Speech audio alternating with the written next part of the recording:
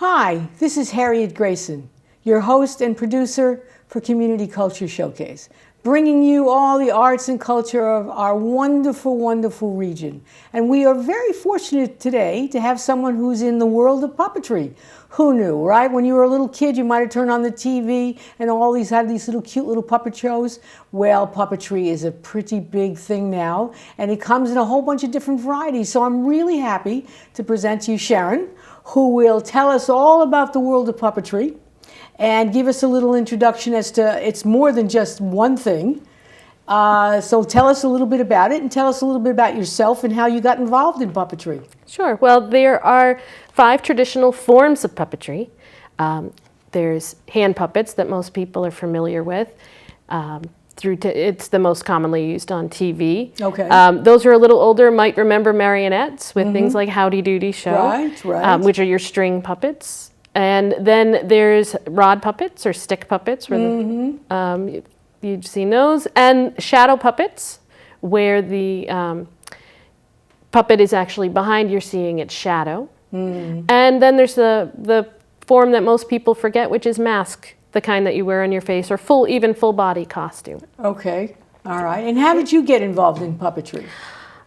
In high school, I liked art, music, and theater, and couldn't decide which one I wanted. Decided that I'd do theater, as it included the other 2. Right. And looked at different schools. UConn was one of them. And my father had noticed that UConn had a puppetry program, and as a student coming from Massachusetts, it was cheaper if I went. At that time, you did not have to apply. Now there's a whole interview process. You have for the puppetry for the puppetry department. Okay. At that time, you just had to declare yourself as a puppetry major. Took me 2 weeks to find them. They were in the basement of a dorm at the time. Now they have the Puppet Arts Complex and the Depot campus, and they have all this stuff. But back then, it was actually the first year of the new professor. Wow. It had been Frank Ballard had just retired, and Bart Rockerburton was taking over. I knew none of this. I just said puppetry sounded interesting. I'll try that. Right. Found out, and so my first year was his as an undergrad was his first year as professor. Right. Which now makes me feel really old. We don't look too old, so it can't be true. It can't be true. So when I think of puppetry, I think of, we were talking about this off camera, so I think of the incredible visual scene of seeing Warhorse, not the movie, but actually the actual theatrical production, which is puppetry. Horses, giant horses, actually puppets, run with human beings. In some cases, it takes more than one person to do the actual horse. All the time, pretty much, yes. Yeah, so that is really, and the other thing, of course, is Lion King, another theatrical thing, which has got the attention of lots of kids. So those are very, they're visual, they're movement, they're eye-catching. They keep the audience glued to them. And so that's why I was interested when we met a couple of months ago at a conference at the Pequot Museum. She said, puppetry. I said, oh, that's something that I don't know about, but I've seen it and loved it. Yeah. Well, that's one of the great things about Culture Sect is that it's connecting all these different artists from our area of Connecticut and connecting, actually, we're thinking more and more on that Rhode Island end as well. Things like Warhorse is an example of puppetry done very well. There, just as any art form, there's a broad range of skill level. And Warhorse is that combination of performers who are very good at what they do, which is bringing that inanimate object to sort of to life, giving it the seeming of being something that it isn't, so that you can forget. It's a sort of symbolism, a placeholder for an actual horse. As we know, that in theater, working with animals is not an easy thing, but you can have all of that without the mess. Right.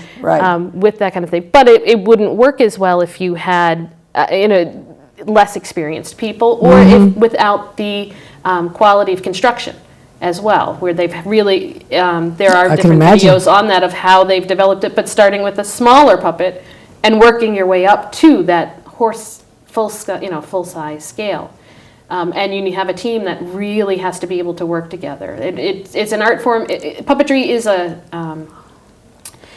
a synthesis art form. It's not any one thing. Most artists who get into it are coming in because they got bored with just acting or just making things, and you want to do everything.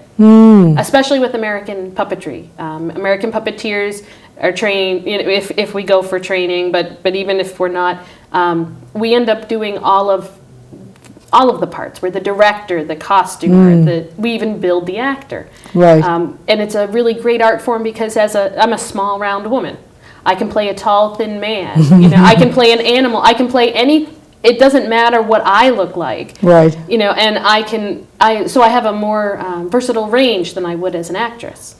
That way, I'm not limited by what my physicality is as far as what I look like. I might be limited by size, but there are engineering ways around that. Right. You could be wearing things that made you taller. Right. I could have stilts. I could, extensions to things. Working with more than one person. There's very large puppets, and they take many people to work. Right. We even have one. Here in Connecticut, the Connecticut Guild of Puppetry has a dragon puppet that they created that they'll bring out in different areas of the state. Takes 7 people. Wow. To move. Okay. So those large scale things. Yes. You need to coordinate and think and work as a group. It isn't always alone. Right. So how's we have some visuals right here on the table. Right, what are they demonstrative of some aspects of puppetry? Yeah, so those 5 different types. This one here is a Chinese shadow puppet. This one is a leather, an actual puppet that's been put on, it's now been attached to this for display. So that it's sort of in reverse of what you would see. It would be behind. It's made of leather so that it's see-through, actually. Okay. It's a very thin leather. We don't tend to work in leather as much in the United States. Right. We tend to like man-made materials like plexiglass and other things, but we're always experimenting. So there's those 2 kinds of shadows. Right. A shadow where the light is blocked and one where it's sort of translucent. So it's almost like animation in that way. Is this the kind of thing, a few years back I worked for the China Institute, which is in New York City, and every year for Chinese New Year we close the street down and we put on all kinds of lavish shows, including what you're describing in terms of some kind of puppetry that was out in the street. And usually it's cold weather. It's January, February. Nobody cares. We're out there. They were out there on the street demonstrating. They're usually using the larger puppetry. Yes. In that case, I think it's like the 2-man lion, which and then there's always the one that people are more familiar with, which is that dragon. One exciting thing is that actually American puppetry is helping Chinese puppetry find its traditions again. Oh. Shadow puppetry in China, there was a woman who had connections with someone from the United States who was working in the embassies. She bought a whole bunch of them at like the turn of before the Chinese Revolution. Okay. And had brought them home and had learned how to do them there, had trained it, and they were in storage. And now Steve Kaplan in New York City is actually, they all kind of in storage became a large mass of all sticking together. Oh, wow. When you keep things in the garage, things there. Right. So they've been slowly separating them and learning about the, they have her notes as far as performance. Wow. And they have these puppets, so they're learning the construction. And Chinese puppeteers now are learning from them because they were destroyed, most of those kind of artifacts in China. Now they're rediscovering their art form that way, that sharing back and forth. Yeah, that's absolutely fantastic. And then how to use modern technology as well. We're using a lot, and we're, overhead projector. Now there's a lot of using pre-recorded mixed with live action so that you're interacting with something that was already recorded and is projected. These, and you'll see it often with shadow puppetry with dance now. Okay. With shadow masks, where the full body is the shadow, and you're changing different light sources. It's as simple as, I think it's 5th grade science now, where you need a light source, you need something to block the light, and you need something for the shadow to show up on. That's the simple form. Right. And right. we can get more and more complex, more detailed as we go. Oh, interesting. So this is a mask, or it looks like a mask, the one in the middle. Right. So we have here 2 different masks. Okay. This is the kind that you would wear on your face. All right. This being a kind of mask that you would put on your wall. Oh. There's a lot of artists will get into mask making more. Sometimes it's used as a therapeutic tool or as a spiritual tool rather than something that's worn on the face. You can do it as an art object. Just like you could make a doll, it isn't necessarily a puppet. Puppetry, the art of puppetry is in the movement. Okay. When you look at a puppet, you can't tell if it's good or not just by looking at it. You have to see it in motion. It's a 4-dimensional art form, just like music. You have to listen to it. Puppetry, you have to see it, through time and space. So if it fits on your face, then you can create the character with the rest of your body, and it's closer to acting, but you're taking yourself sort of beyond what you normally would. The other kind you would have, but decorative arts as well, have their place. It just wouldn't be considered necessarily puppetry. It might be making a puppet, but it isn't puppetry performance. It's not something built to be performed. It's something to be looked at. Is there a universal definition of puppetry? Is there an agreed upon definition? There's the dictionary definition recently was updated because new technology means that we need new definitions. There was a time when we said it had to be something that was manipulated in real time that you touched, but where does puppetry end and CGI begin now? And CGI stands for? Computer... Generated images? Yes, okay. I believe so. Okay. Where there's no physical puppet, the puppet's in the computer, the skin, the outer, but you're wearing or you're using a tool, that allows for the movement. So the puppeteer might be the person who's doing all the movement, but instead of a puppet builder, you have who's building in real, in a real artifact object. It's something that's within that virtual world. So that's changing that definition of what is puppetry. There's no hard and fast boundary. It blends in. Sometimes it's more of how you look at it. Right. One of the good things about puppetry is it is to live theater what animation is to film and TV. You can do things that are much cheaper that way. Okay. You need someone to fly. Well, you could just pick it up and pull them across your stage, as opposed to having to put them in an expensive harness system and do things. You can really, instead of having people make decisions about that character when they see them according to the actor's look, you can actually design a character to look, to symbolize, and really be simplified. One thing with Avenue Q found this. When they were performing Avenue Q and moving from off-Broadway to Broadway, they were nervous that the puppets wouldn't read because they're smaller than a person. Right. And found that the puppets read better than a human because they're already simplified form. So you can actually see them and see the face better than you can the actor. Wow. So what they were sort of concerned about moving to that much larger stage space, because a lot of the people involved in that decision were not puppeteers. And we find ourselves always having to educate other theater artists as well as other people about how it works. There's really 4 different sort of really large categories of puppetry. You have puppetry performers who are very good at making everything move. Okay. Puppetry builders who are really good at making objects that move well. Puppets are also used in therapy as a therapeutic tool. And they're also used in education kind of things. There's the teaching of puppetry, but also using puppetry to teach a subject. To teach other things. Right, to teach other things. Right. Sesame Street is very good about that. All right. Using that to tie in, to that, psychology of So our is minds. Big Bird considered a puppet? So Big Bird is a puppet. He actually, on the inside, the head is like this. Right. So he's a moving mouth puppet.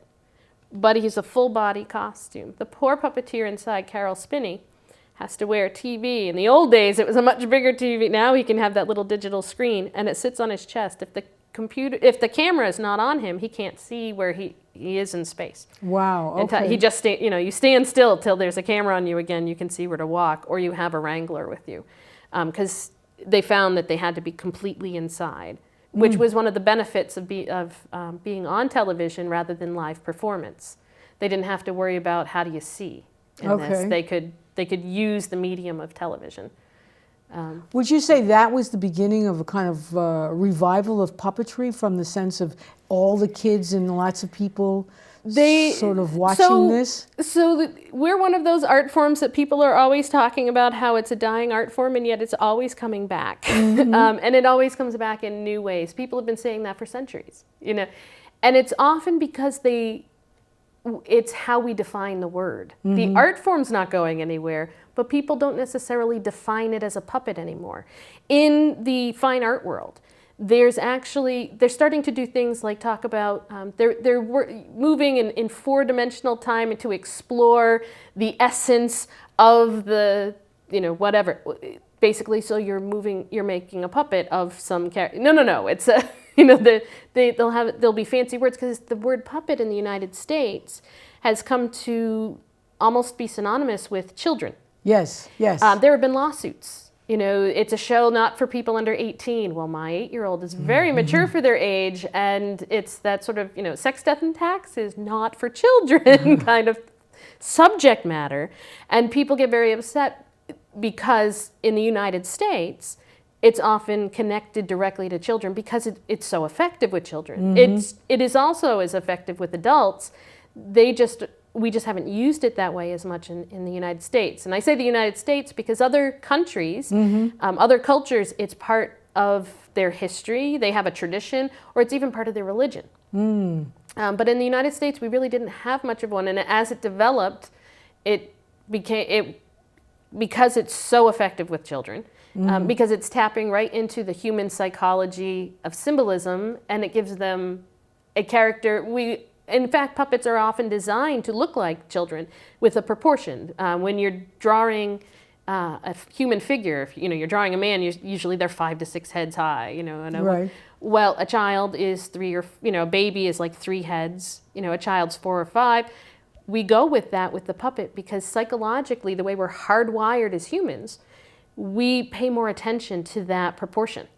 So puppets will have larger heads to their body size because we pay more attention. The same thing happens with animation. Those heads and hands are bigger to the body because that one, yeah. It makes us just pay more attention. We're not thinking about it. It's an unconscious thing. And part of that, how we use that psychology, and sometimes those sort of special effects of just how we work. I tend to think of fly fishing as puppetry, but it's for fish, is your audience. Instead, it doesn't look like the thing, but it moves in that way and make them think it is real, just like puppetry, to create that character that you can forget isn't real.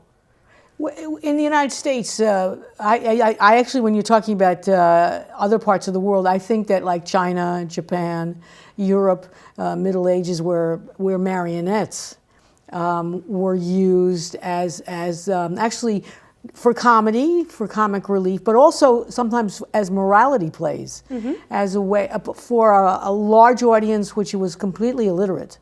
So they're sort of learning all their things from watching a little stagecraft. And that's how we got kicked out.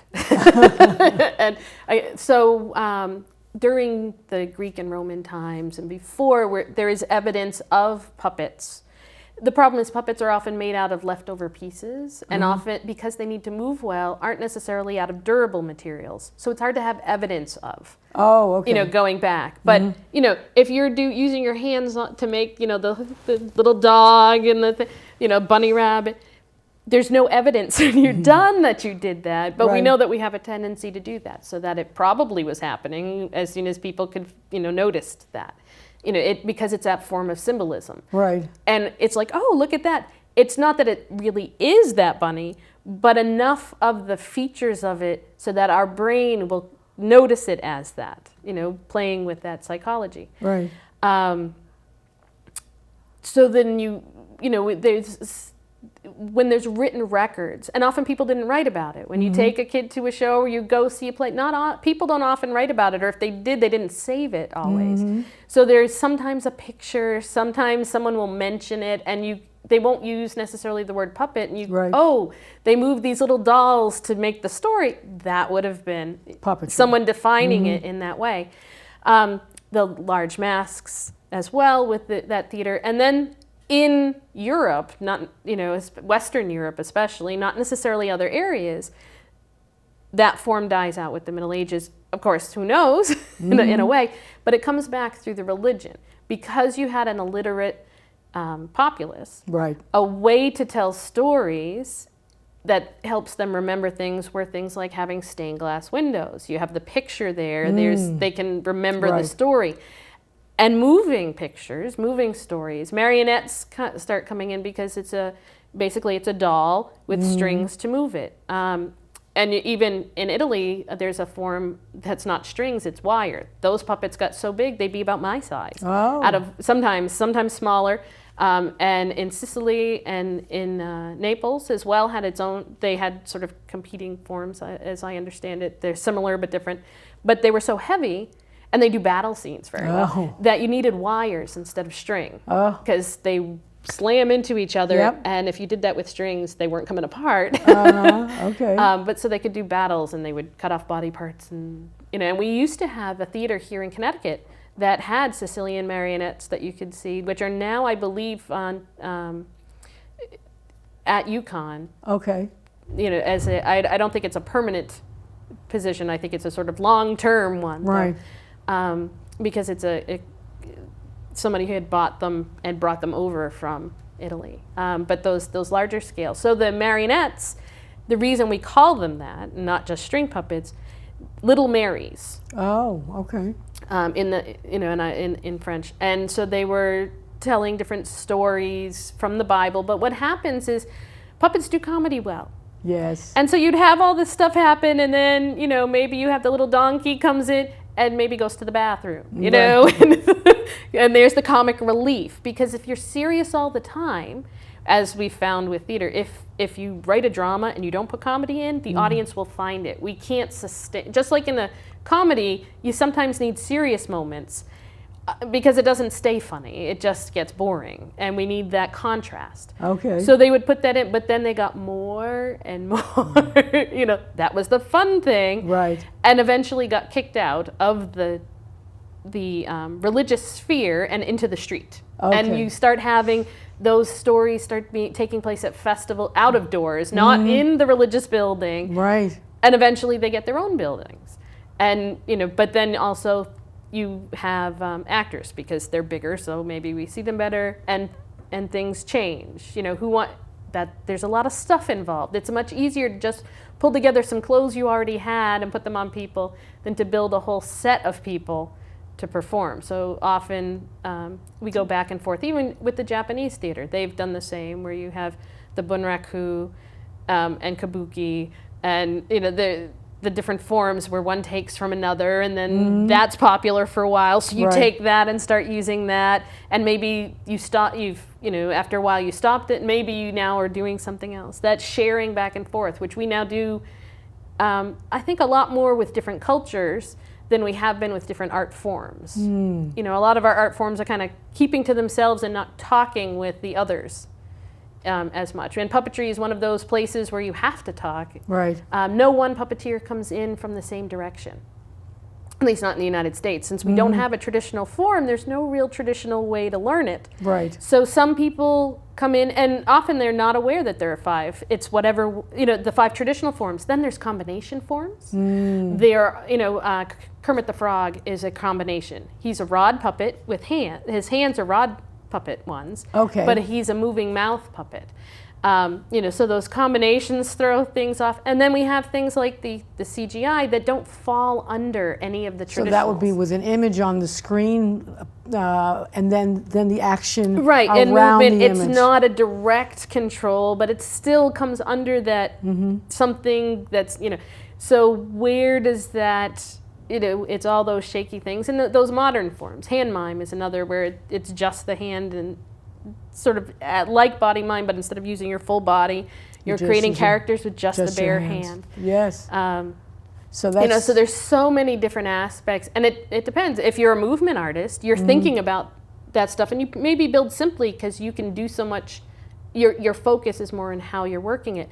If you're a construction artist and you build, you're going to build beautiful things that make it easier for you to make the character without having to do fancy manipulation. You know, and we often encourage within our own art world, either people build their own and perform them, or they build well enough to know what they want and hire someone else who does that, and then can build to their, you know, qualifications of what they want. So just like there are set designers in theater, there are puppet designers. Right, and the best analogy in a way is kind of like music.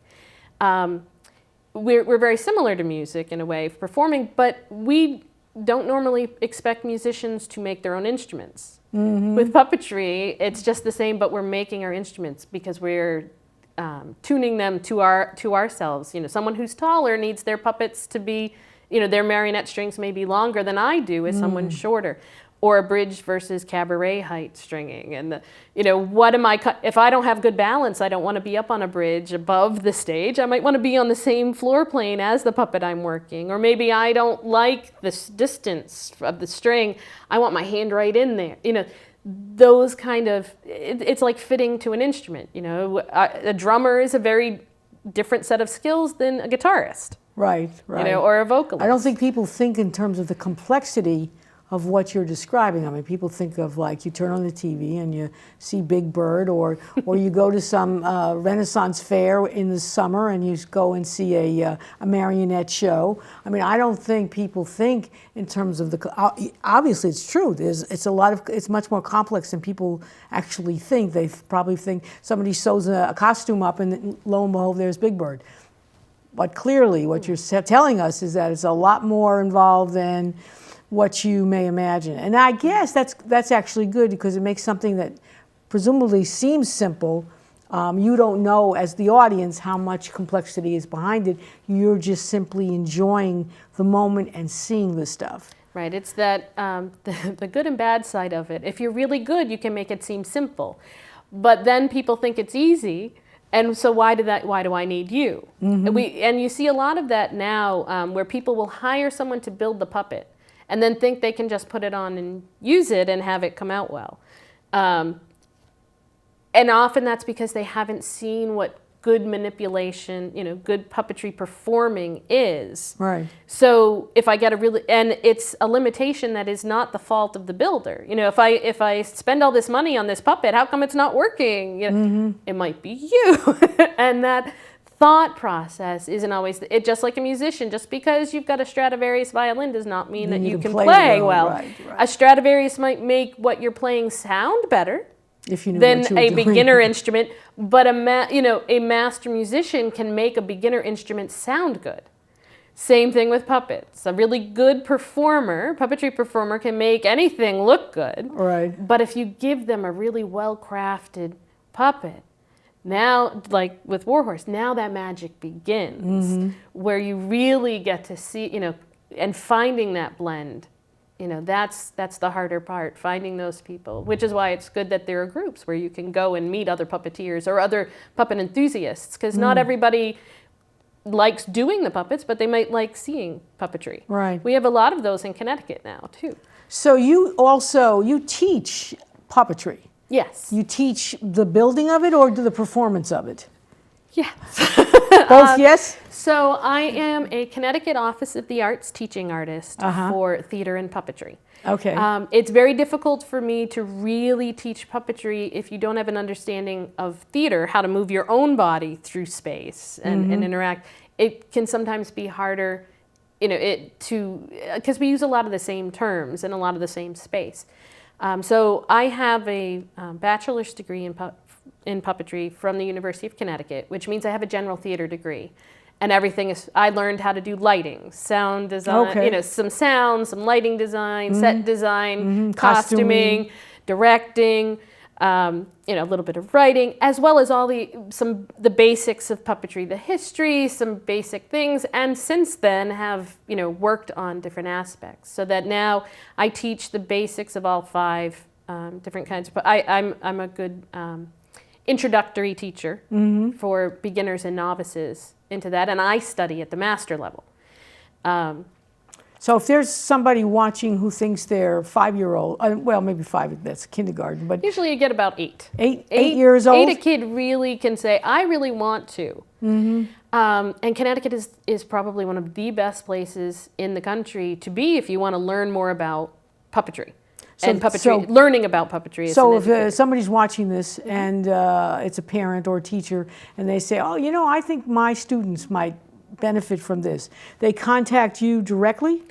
So there's a couple of different ways they can do this. They can go look at puppetry at the Ballard Institute Museum of Puppetry, which is in Mansfield, Connecticut, right up by Yukon Stores, and go see performances of puppetry. They do workshops. They even live stream for free online.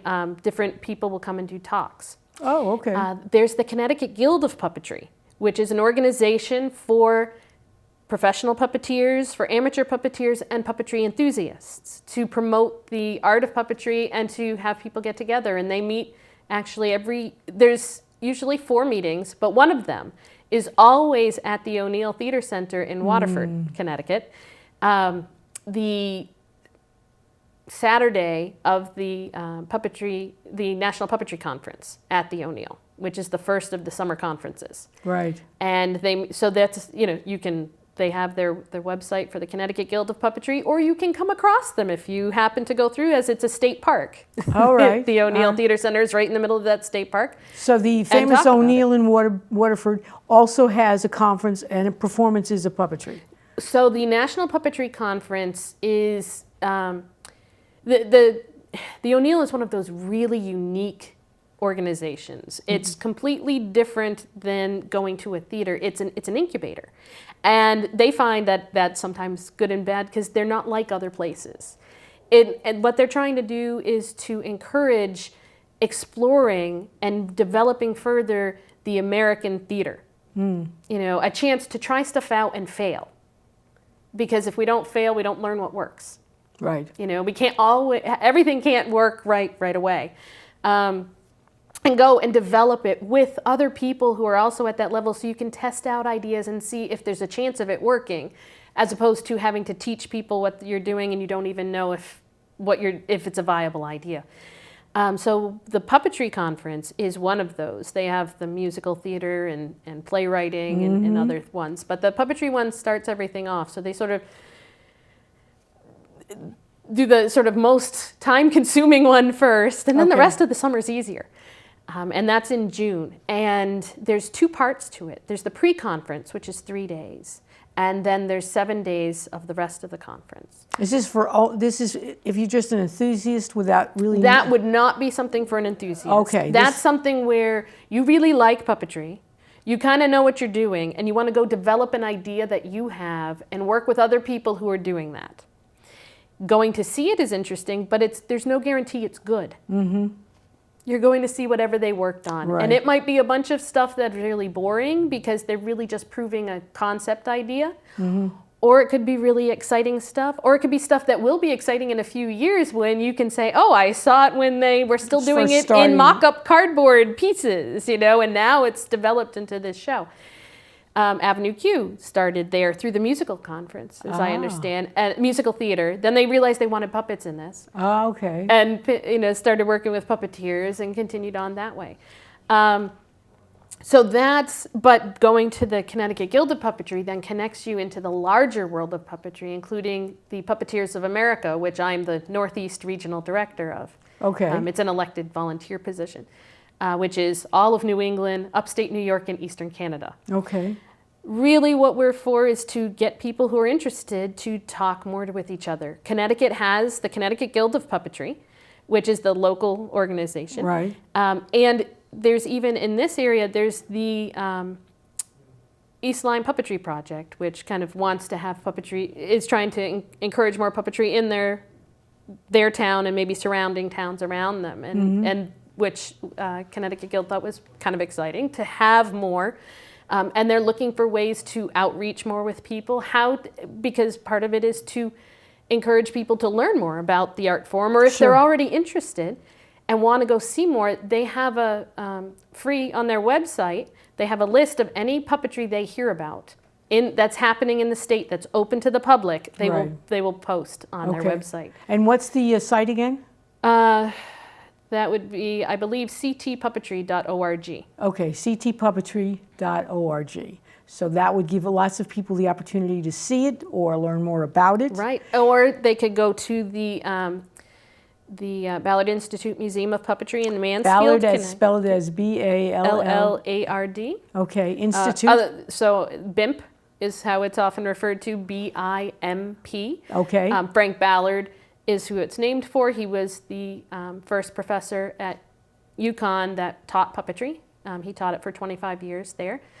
And still lots of his students are working in lots of different areas in Connecticut. Oh, okay. As well as around the world. Sure. Now, is UConn one of those few schools that actually gives a degree in puppetry? Right.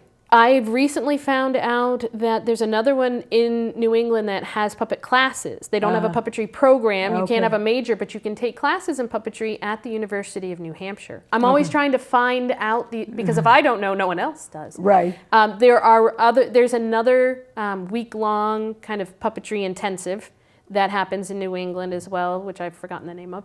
That happens in Massachusetts in the summer. I haven't been there yet. But as far as going to school to get a degree or some sort of certification kind of stuff, UConn is the place to go on the East Coast. Okay. The only other place that I'm aware of at this time that has a program is the University of Hawaii, which has it as part of their children's theater. The UConn program is much more what I kind of think of as high-end focused, looking at that film, TV, the professional end of things. But has also had many people come through who are focused on it from an educational point of view, children's theater, many different aspects of it. It's more of what are you bringing in? What do you want from it? Because puppetry is so broad. Even in 4 years, you're not studying enough. In Japan, it takes 30 years. Wow. To become go a master? to become to be considered that. Did you say that there's an event happening this weekend that people might be interested in? This weekend? Oh, that's an event I'm involved in. There we go, Sharon. Which is not puppets, exactly. In this case, it's a warm-up for one that will, because as Connecticut Office of the Arts teaching artist, I go into schools. It's the hot schools that we have, the higher order thinking, but also into other schools as well. And I teach puppetry depending on what they want. So I collaborate with a classroom teacher. They tell me what subject matter. So is it math? Is it a particular math piece that they want, or social studies, or from the literature, the English, or writing? They'll tell me what concept they want the students to work on. Right. I bring my art form and create for them a project doing that. The one I do quite often with, say, kindergarten to the elementary age is having them learn how to story write for puppetry, which is writing a script is very different than writing a story. We're no longer worried about, when you're writing a story, and at that age they're encouraged to think of adjectives. To write a script, the adjectives are no longer important. It's the verbs and thinking about the actions. So we would write as a group, then they build their show, and I guide them through the building of the choices that they're making. And then we would perform that. And in fact, I have over here in front of you, there's 3 books underneath there that I've made from the 3 I did last year, where each page is, you might want to open it. That was one with the title page. So each page is a picture from their puppets, their scenery that Oh, the they children. chose, and their story, so Oh. that they then had a record that this is now in their library for each Oh. of those. So it's a sort of multi-layered. They, as a group, wrote a story that we turned into a script, which became a show they performed at school, and back into a story that they can take out and read and remember what they had done. Very nice. And using, they have to think. Oh, because absolutely. They about, if I want, I've had them say, well, I want more. We want to make more puppets. Well, you didn't make any more characters. Right. And to connect that character and setting in a way that's tactile, they can touch. And they had studied, in one class, they had studied the Arctic, so they chose to put it in that setting because they already knew about those animals. And they decided they want to, take a story, change it, what if, how to do what if, and in some cases, it's often they want to do the further adventures of. Well, now they can go write about these characters that they, and they know. But you always get that one who doesn't like doing any of that, which is fantastic because that's somebody who tends to be not creatively minded, they're practical minded. They become your stage manager. Thinking about those, sort of STEM kids who might not want to pretend. They want to be in the facts. Well, then you're the person who keeps track of whether we built all the puppets we needed. Did we, do we have all the scenery, or did someone forget to make, did they make the woods and the house, or just the house? Somebody else who can keep track of that, and then they still get to perform by introducing the whole show. So, sometimes there's a role for everybody. Find a way to incorporate in because there's a spot for everybody. Right. Now, you have brought a lot of kinds of props here, and I don't want us to leave without just showing us some of those. These are forms of puppetry, I assume. Right. So I brought some examples of the different kinds of puppetry. Yes. That are right here. Speaking of the shadow puppets that I've done with students, this one's been used in many different shows. This was a giant. So often Hello. This is a shadow puppet with no controls on him.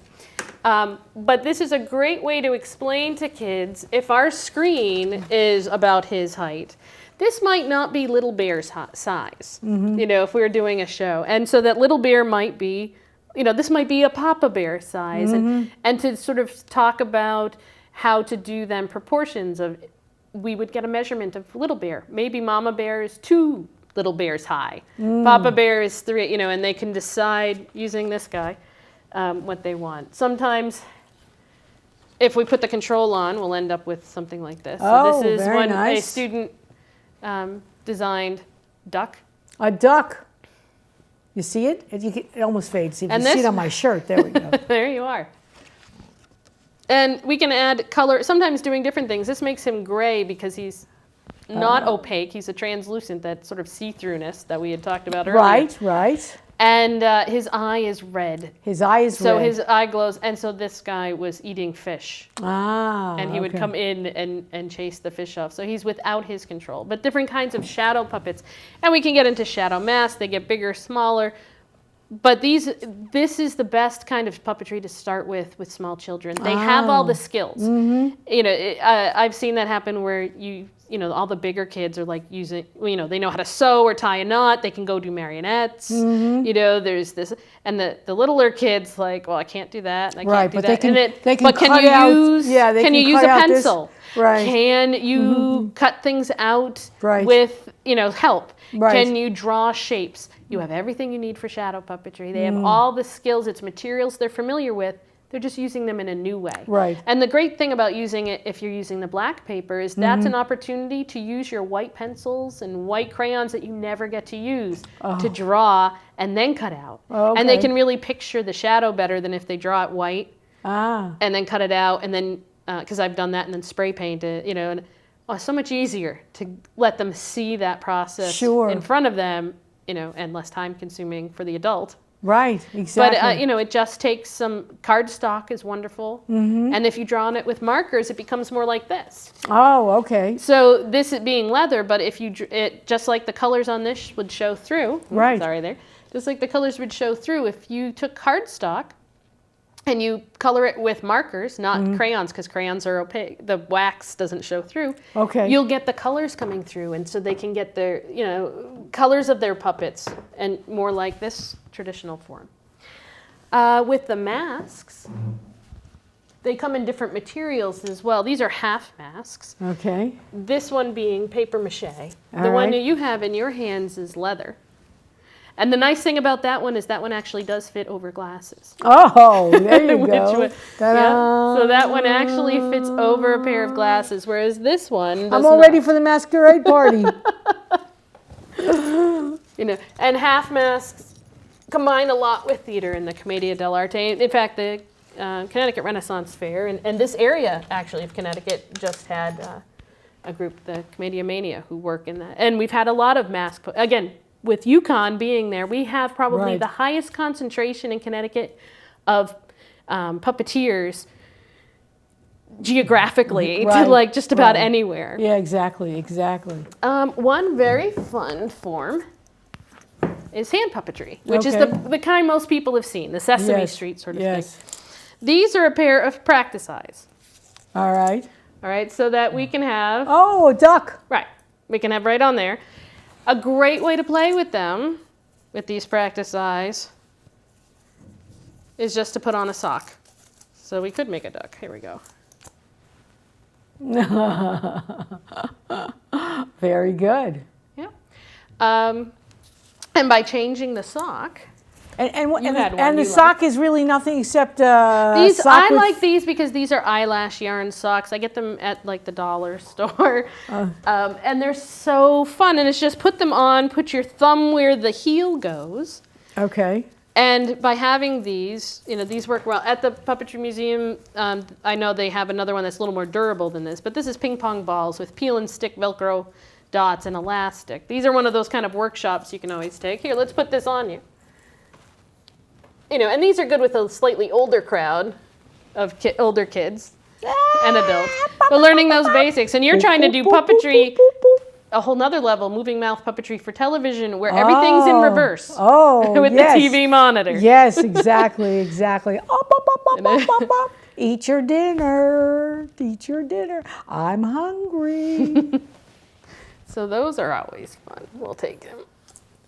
All right. So that was hand puppets, and finger puppets count as hand puppets as well. I see them in the store sometimes, finger puppets. Right. Right, and puppets, the nice thing about puppets is scale. You can have really teeny tiny, and they can be, gigantic Right. size. Look like Lion King. Yep, well, or Big Bird, or there's a French company, has puppets that are 2 stories high. Oh, They my use goodness. a crane to work these marionettes. wow. And it'll be like a big girl who can walk through your town, or the elephant that comes through. Speaking of big, puppets can be, here's a rod puppet, very large. This one is designed not for television, but for live performance. But this is where your hand would become Oh. the characters. Yes, it looks like Maid Marian. Yes, From, she had been, I think, in Yes. This is from the Spring Burrington Reese Puppetry Collection. Oh. Spring Burrington Reese was my puppetry partner before she passed away. Ah. And so her puppets are in the collection. She was a student of Frank Ballard's and a Connecticut puppeteer. Right. Let's see. So we've talked about hand. We talked about rod, because that's a puppet Right, on a head. right. We talked when about people- mask, when- shadow. We didn't talk about marionette. With this, Yes. you would hold it and walk around. This is right. This is that sort of halfway between that big bird and the smaller puppet. So I might be, You're covered, hidden though. on a small one. Yes. I might be a character with this right next to. Oh, I've seen or, that, Or yes. I'm behind and you just don't pay attention to me because I'm much simpler kind of dressed and you're watching the puppets, especially if there's a group of them. Right. I was trying to find things that fit Yes. in my car to bring here Yes. today. Right. Um, Right. I have another rod puppet. If you want to try this one. This one's just the head and very simple form. You're holding it upside down. I'm all holding it upside down. See, what do I know? That's a unicorn. Hold the black stick. Oh, this way, this way, There you go. this way, this Because way. in theater, well, no, almost. In theater, Yes. here we go. That's the main. Ah, okay. And that's one of the, this Oh, is yes. an abstract form. So until Right. it's moved in the right Right. way, it's hard to picture. Yes. And again, knowing which direction you're Yes, moving it yes. in makes everything work Right. differently. Right. But this is that abstract form to give you the essence of it without having to have all the parts to the horse. And that is what kids end up doing with it, which is why I don't usually show that one from that puppetry collection. And then there's marionettes. This is a very, very large one, which are string puppets. So this is a larger than normal marionette. This is a scarf marionette, which is a technique developed by Albrecht Roser, who has trained a lot of Connecticut puppeteers in marionettes. His school having the sort of soft body, it's a much lighter kind of puppet. This is the traditional airplane control that most American puppeteers use.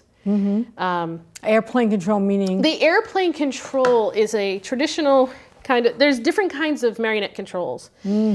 You can have a control and then you string the puppet to fit it, or you can figure out how you want the puppet to move and then create a control that does that. So that second requires you to have engineering skills. Okay. You're thinking about the physics of the puppet, how to get the maximum movement where you want it. That requires someone who can basically tune your marionette. If you're not that practiced at it, or you don't like that style, there's a lot of puppeteers who like this because it's easy to balance. And it works well with many different types of puppets. So this is the center bar. It looks like an airplane. I gotcha. Okay. So it's called an airplane control because it looks like an airplane flying in the sky, sort of reverse. Right. But this crossbar here is for the head. And this is, the back of the head, or this one even has a back string as well. Okay. But they sometimes do for bowing. And then in the front, sometimes they'll have another bar that you can detach for legs or hands. This one happens because it's a scarf marionette. One of the features of those is that the hands and feet are connected. And it's a continuous string. There's just a hole through there. So if I pull, I can control both hands at the same time. Oh, I see. And that's often something, you can move it if there's a person on each one. Sometimes when I teach theater, because sometimes I teach movement classes for actors. We've done that where everybody's got one different part. You end up looking like a zombie if you don't know how to move, and moving your body like you moved the puppet. Right. Where each part of the puppet is jerkily moving. How do you then make everything work together? Okay. To create a full thought, that it's a single entity and not that there's 5 people making this thing move. Back and forth. But with the marionette, it's a way around One would even not realize that there are so many different kinds of marionettes, because I think of those being those doll things. Usually you think about them being this size. Yes, yes. I like the scarf marionettes because I hate doing feet. Okay. They're one of the best at feet is the company that started in Connecticut, which is the National Marionette Theater.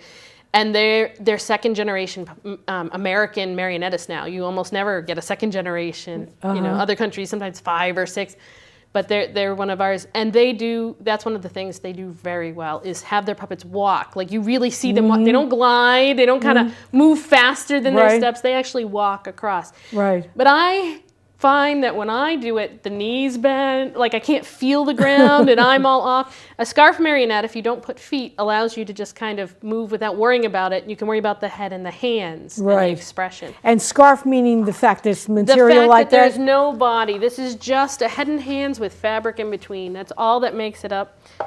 In this case, it's head, hands, and feet.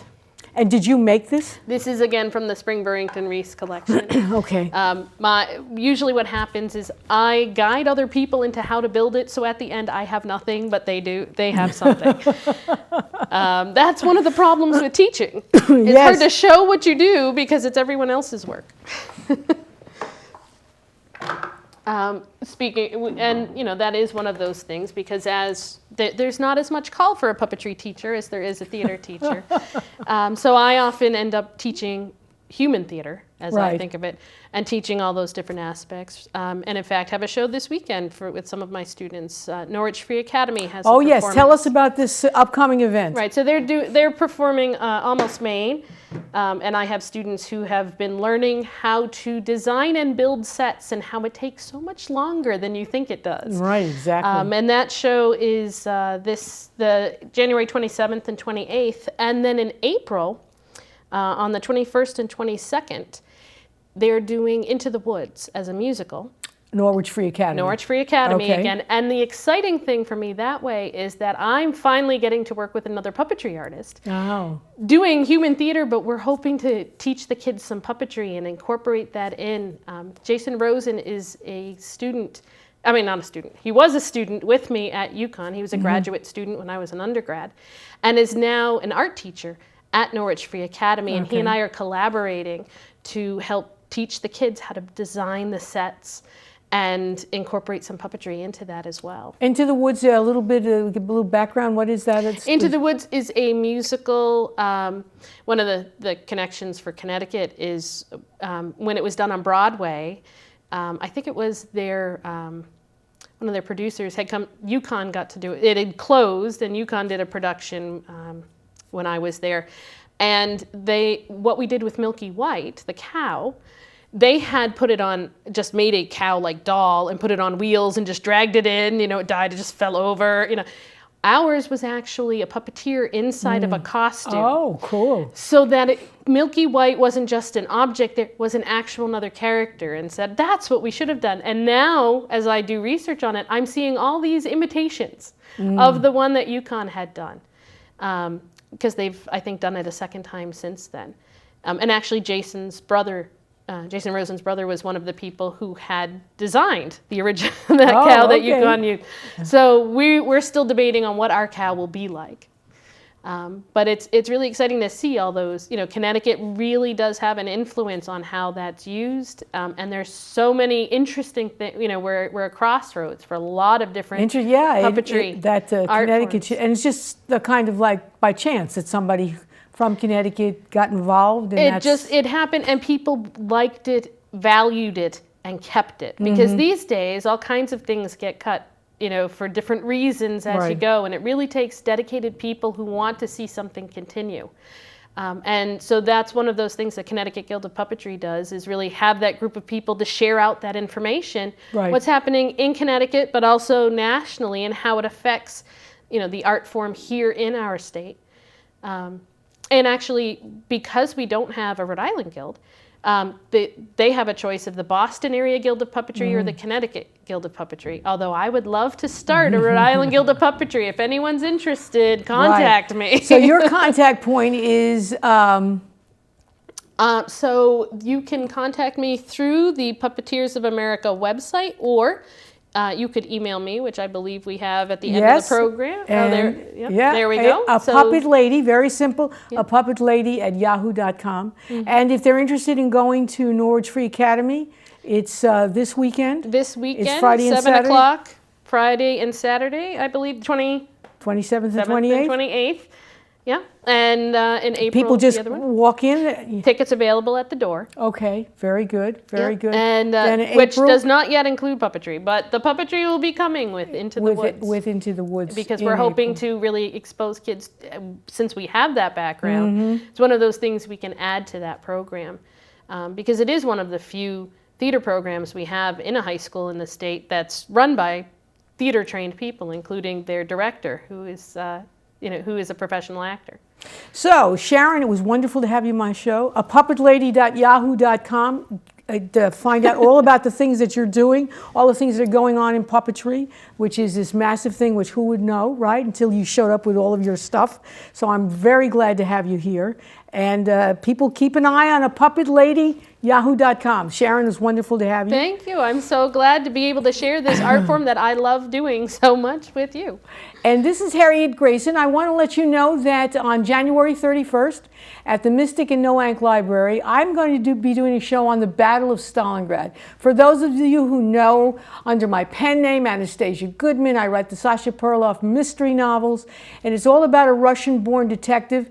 And is in fiction, Sasha's grandfather is the hero of the Battle of Stalingrad. So on January 31st at 7 p.m. at the Mystic and Noank Library, I'll be reading passages from the book which describes survivors talking about the Battle of Stalingrad, and then I'm going to mix that in with a little bit of the real history of the battle, and it is really quite an epic story, and it actually, for Russian people, even today, they think of it as their moment when they actually helped to save the world. So if you want, you have looking for something to do, the Mystic and Noank Library is a wonderful community asset. Come on by 7 o'clock on January 31st. Hear me read from my Sasha Perloff books, and let's talk about the Battle of Stalingrad. And hopefully there'll be not another one like that. Although if you look at pictures from the battle that's going on in Aleppo, Syria, you can see some kind of sense about what it was like to be there at the Battle of Stalingrad.